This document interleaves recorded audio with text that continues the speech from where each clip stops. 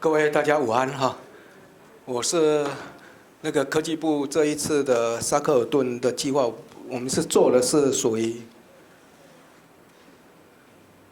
辅导型的计划哈。那我是周志宏啊，另外我们的共同主持人是蔡金池教授啊，是我们中兴大学副研发长啊。那我们做的东西跟刚刚上一场的报告可能没那么精彩。因为他们做的都是属于研究的，所以有很多很好的这些亮点。那我们做的是辅导的，辅导的目的就是希望你一看我们两个就知道年纪很大的样子哈，头发都白了哈，所以辅导就是找我们这些老人出来哈，然后帮这些中生代的哈，希望能够帮他们一点忙，然后能够往国际上。然后来推动，然后希望让台湾在国际上的影响力能够继续持续哈。那我们这个团队哈是属于智慧制造工业4.0的一个，最主要是聚焦在这个的所谓的软体的核心的技术。那在软体核心技术方面，我们希望能够建立我们这个团队总共有10个人，那我们3个。主持人跟共同主持人呢，都是这个耳顺之年以后的了哈，都是60岁以上的，所以有7个哈，大概都是40、50上下的哈，就是台湾的所谓的中生代哈，就是我们的未来哈，所以总共10个人哈。那长期以来哈，我先自我介绍一下哈。长期以来，为什么我们当时会选这个题目哈？当然，第一个，制造是台湾的产业生存的根本哈，尤其是这一次 COVID-19 哈以后，那很明显的，你看连口罩对不对？这方面这个民生用品到所谓国防用品跟制造是息息相关哈。尤其是智慧制造工业4.0，从2013德国提出来后，各国都开始关注哈。那当然跟这个所谓的产品的开发，还有跟这个人力的素质或者少子化等等，这多多少少都有关哈。那尤其是蔡总统刚上任的时候，也希望推台湾是一个高阶的制造研究中心，落实在台湾。尤其这一次 COVID-19 以后，各位有没有发现一个重点？现在发现说，不对了，以前是把所有的制造分布到全世界各个地方，发现好像不太对，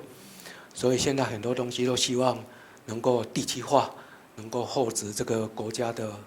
这个竞争力哈。那我过去在从事教学哈，今年应该满37年了哈，所以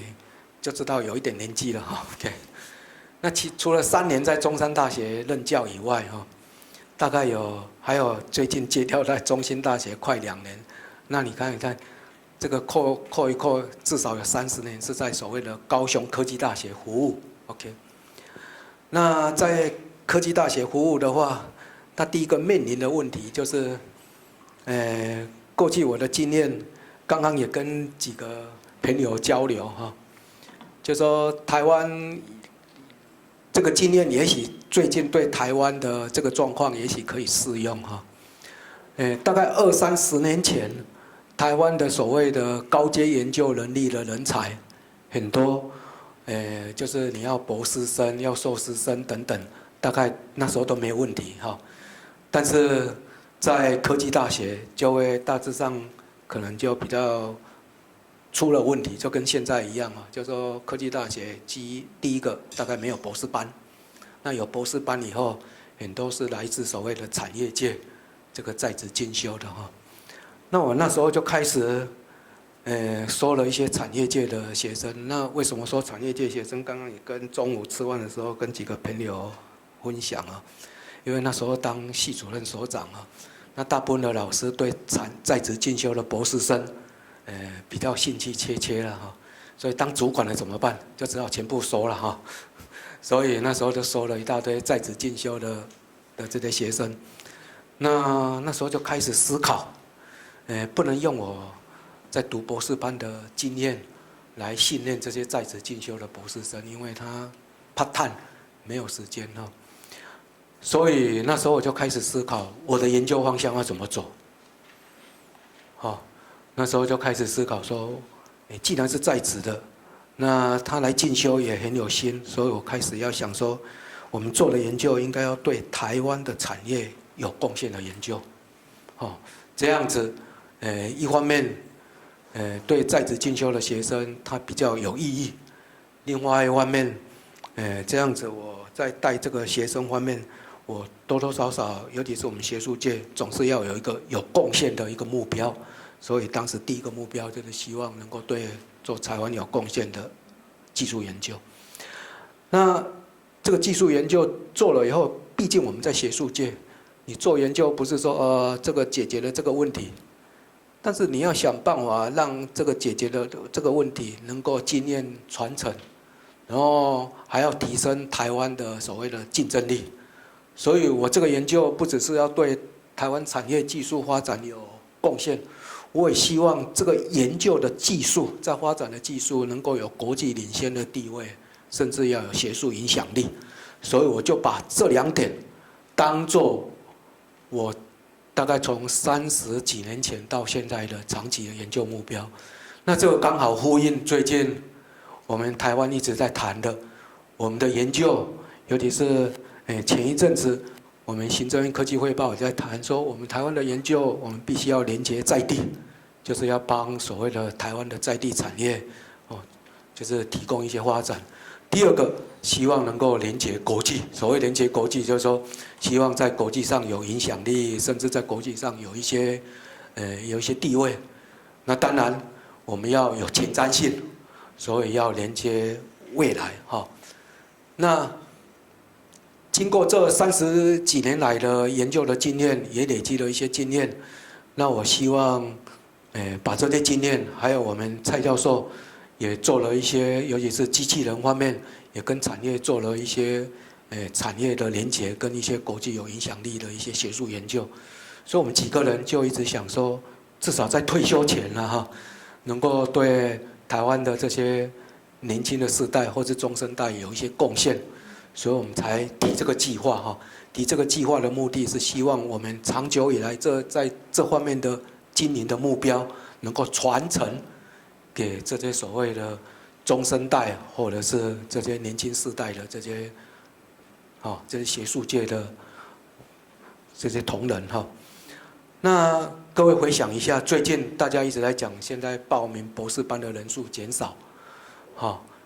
那事实上，这个状况跟大概20-30年前科技大学的状况，事实上是一样的，所以也许可以这个经验可以跟各位分享，OK。那根据沙克尔顿辅导规划型的计划，当时的重点是有这6大重点那这6大重点里面，它也科技办公室一直告诉我们说，那你们的亮点在哪里，对不对？那这6大重点，我们思考一下，就刚刚讲我们的目标，所以我们的亮点，还有跟符合所谓的沙克尔顿规划型的重点，我特别把它用深蓝色的这个 highlight 出来，就是说我们这个辅导规划型的符合沙克尔顿辅导规划型的重点，还有我们的亮点在哪里，就是希望过去传承我们的经验，在产业升级的关键的技术，我们怎么去帮助产业界提升这些关键技术，然后传承给中生代的这些7位这些教授。那当然最重要的，我们有一些突破的技术，我们这些经验也一起希望能够传承。那这个突破的技术，我们也很感到很荣耀的是，在2014年左右，过去我在用所谓的以前就是叫计算智慧，现在就叫人工智慧了我们用了这些人工智慧，在做了一些相关智慧制造的这些技术。在2014年，那个 IEEE Computation Intelligence Society 计算智慧协会特别说就是把我过去的研究经验做了一些研究的成果，做了一些汇整，然后特别帮我们在他的 website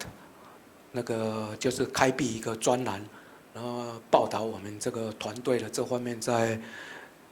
产业升级、关键技术跟突破性的这些成果。那各位可以到 IEEE Computation Intelligence Society， 现在特别帮我们报道的这个技术还在里面，而且上面我们更感到很光荣的是，上面把台湾 ROC 统统写在上面，而且我们是全世界唯一被报道的团队，所以我们因为有这方面的经验，所以我们也希望能够帮助台湾能够继续往前推进哈。那除了这个以外，有3个比较颜色比较浅的浅蓝色，就是说我们也希望持续的在我们有一些顶尖的研究成果，也能够发表在国际的这些好的杂志。那目的希望能够除了分享，也能够提高台湾在国际的能见度。我们也做了这些工作。那还有一个重点，我们希望把这些台湾的中生代的这些7位教授能够推到国际期刊，至少当一些 associated 的一些重要的一些位置，或是一些比较重要的国际组织当一些成员，或者是当一些重要的一些，例如说distinguished lecture 等等这方面。那我们也鼓励有一些国际上认识的一些团队的或者一些朋友，也鼓励他们去参加他们的合作。那一方面也可以让这些中生代有一些国际的合作的经验，也能够把国际一些好的一些研究的，就是一些资源或是一些技术也引进到台湾来哈。那当然黑色的这个东西，像人文这个就不是我们的我们这个团队的重点，但是这个是整个科技部辅导规划型的重点。那刚刚这个我跟各位已经报告过了，大概10个，有3位主持人，7位团队哈。那我们在国际上比较有链接的、比较有影响力的，大概尤其这2个大致上会跟现在人工智慧比较有关的，一个就是 IEEE System-Man Cybernetic 这个 Society 哈。那这方面我们那个蔡教授在这方面曾经当过里面的一个 BOG 的成员，所以在里面有一些影响力。那还有 IEEE CIS 就是 Computation Intelligence Society， 这个就是我刚刚讲我们的成果在上面帮我们特别做报道。那这个就是有关 AI 计算智慧相关的这个 Society， 然后本身也是 IEEE 这个 Society 的，抱歉，也是 IEEE 这个 CIS Society 的 Fellow 的 Committee 哈。那当然还有 IFSA， 就是世界就是模糊协会的一个组织哈。那我们现在那个我们蔡教授现在也是那个 President Elect 就是这方面他也有相关的这方面的这个影响力跟联系能帮忙。那这是我们希望达到的目标哈。就是我用紫色的这些特别 highlight 出来。那重点先就是还是先在产业技术、关键技术或是突破的研发做一些传承 ，OK。那可能这里很多人可能了解，可能不是非常清楚，我稍微花一点时间介绍一下啊。所谓工业4.0或是智慧制造的软体核心技术，大概不管是全世界的产业界或是学术界或是研究单位，大致上关心的大概这4个议题哈。那这4个议题，其中有一个就是生产线的整个的排程还有一个就是整个生产设备的相关的这些故障的诊断或是义诊就是义肢诊断或是排诊。那当然，一个产品最重要的是品质所以包括整个的品质的保证，例如说做品质检测啦、品质估测。那当然，整个生产线现在关心的，就是生产线的这个制程的能力以外，甚至能够对 energy 做有效的应用等等这方面。那现在全世界另外一个最夯的主题，就是跟这个智慧制造有关的，就是刚刚上一位林建宏教授他在谈模拟。事实上，在各个领域，尤其是在智慧制造工业4.0，也很重视模拟。但是模拟必须要有效的模拟。所谓有效的模拟，是说你的模拟的状况必须要跟实际的状况几乎零误差。那这时候你的模拟的 model 就跟实际的 model 就叫做 twin model， 就是所谓双胞胎。那这方面的技术也是我们全世界大家关注一直在开发的，就 digital twin 啊。为什么要达到 digital twin？ 因为如果你的模拟跟实际的几乎就是 twin model 的话，你可以利用这个模拟来做预测、估测或是优化、诊断等等。就刚刚上一场林建宏教授在谈那个什么，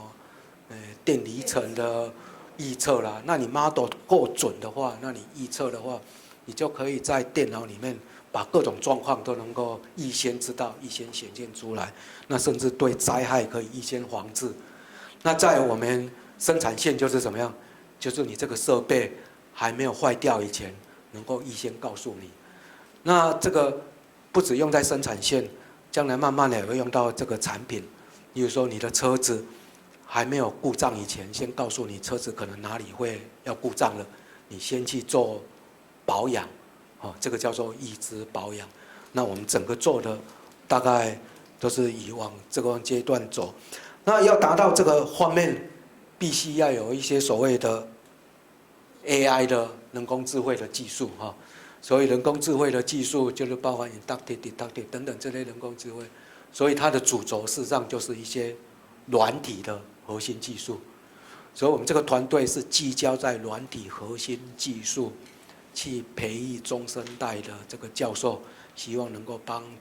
台湾的产业界能够技术升级，然后关键技术的突破，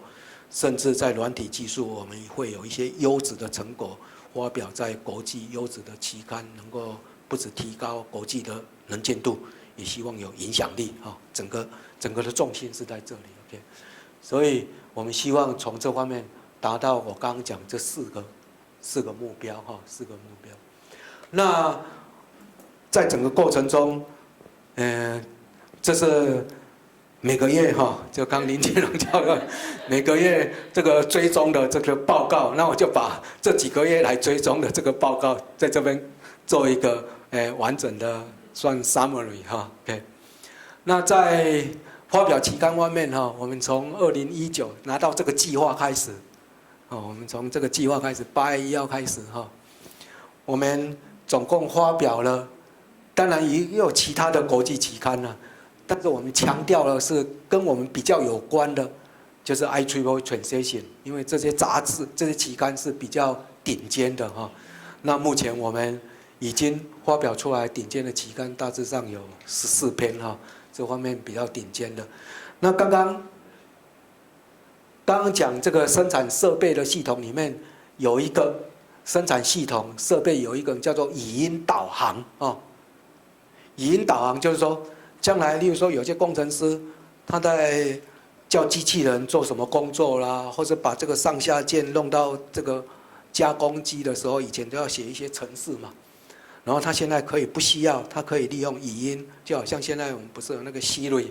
利用 Siri 来控制它去开门啊怎样？那希望能够用语音能够控制这个机械设备，叫它做一些动作。OK， 那很高兴的，我们也有一个成果。我们这个团队在执行这个计划的期间，我们有一个发明的专利，就是工作机械的语音的控制系统，而且这一件是台湾第一件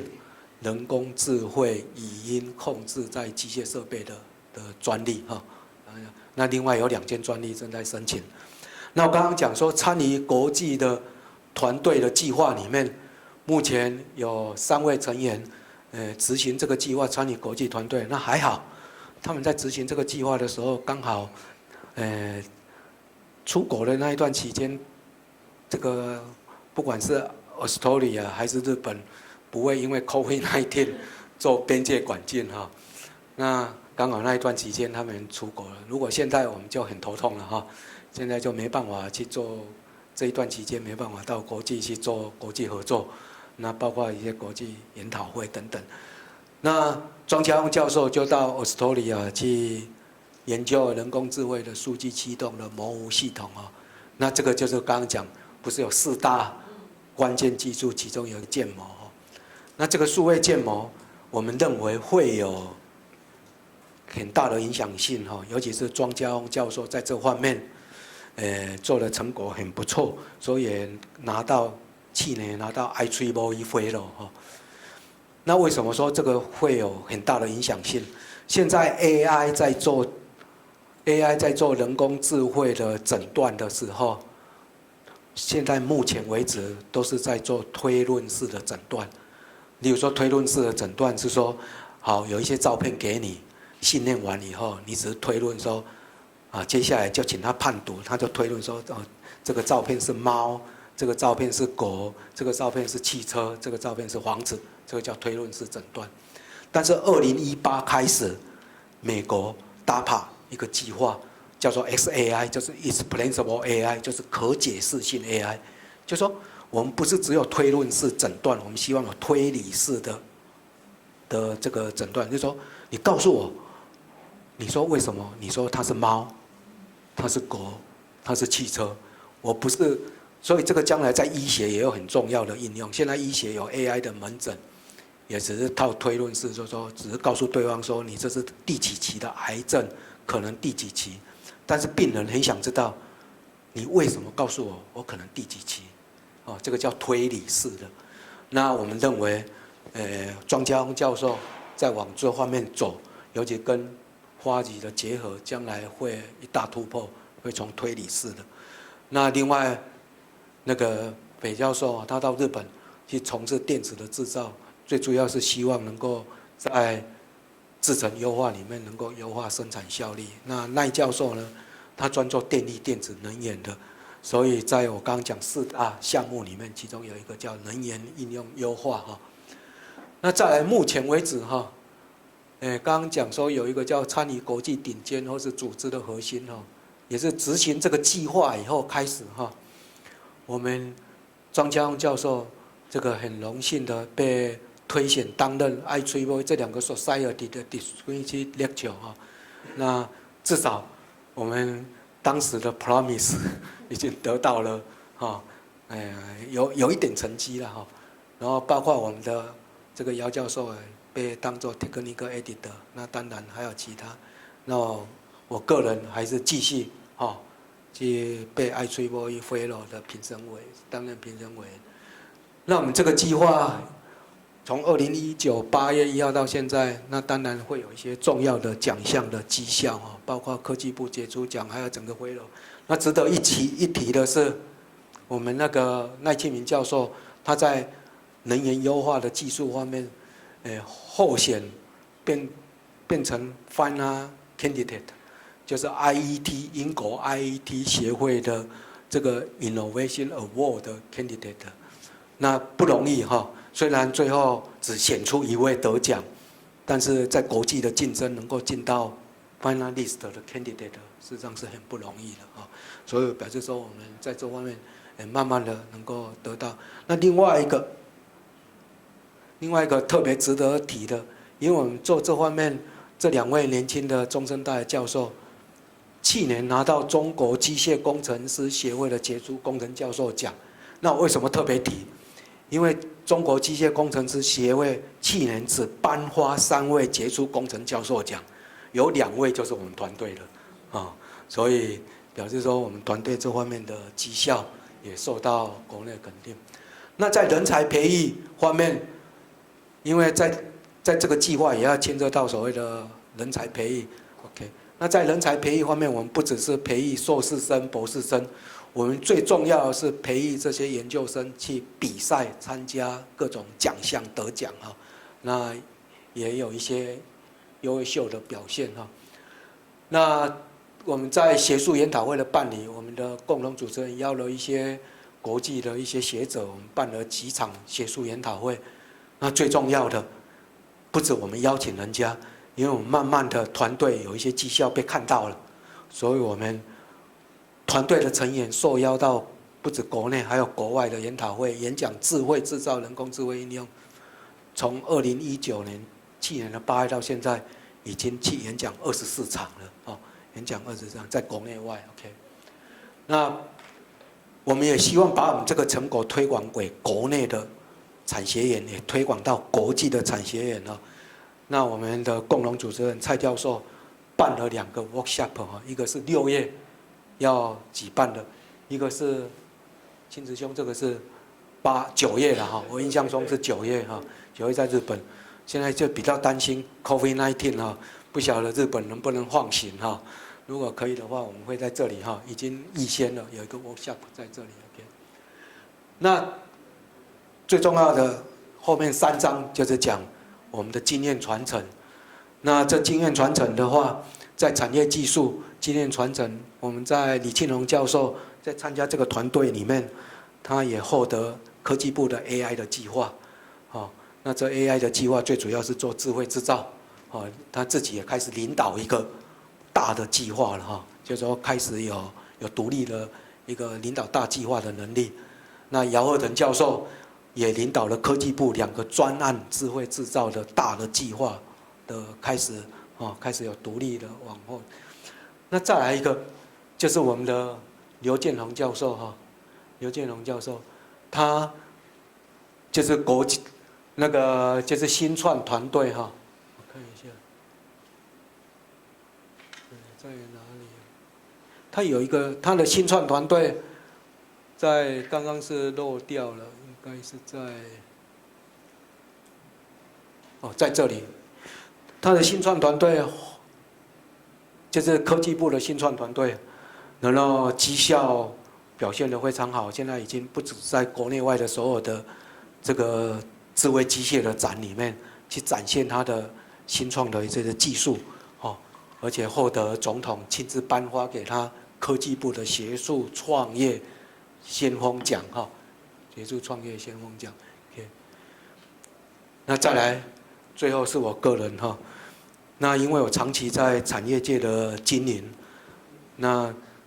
带领了，例如说像金属中心，不止带领我们的团队，还跟我们的团队跟所谓的法人单位结合。那金属中心今年的获得那个号称所谓的美创新界奥斯卡奖的2020，今年刚获奖，就是所谓的爱迪生奖的银奖哈。那我们的团队开始有一些绩效以后，包括 TSMC、台积电啊等等哈，开始有一些最近来跟我们谈，怎么这方面能够大家一起合作。从技术上来生根啊，所以，那我的时间也到这里做一个结论哈。我们最重要的目的是希望能够在产业技术，我们从事30几年的经验，能够传承给我们的中生代，然后不只是产业技术，怎么去做技术的突破，我们希望他们在学术的研究。也能够创新，也能够在国际影响力，就是说技术学术能够整个的兼顾，那这样子对中生代将来的发展，还有对台湾的整个的影响力、国际的影响力能够持续、能够久远。好，谢谢大家。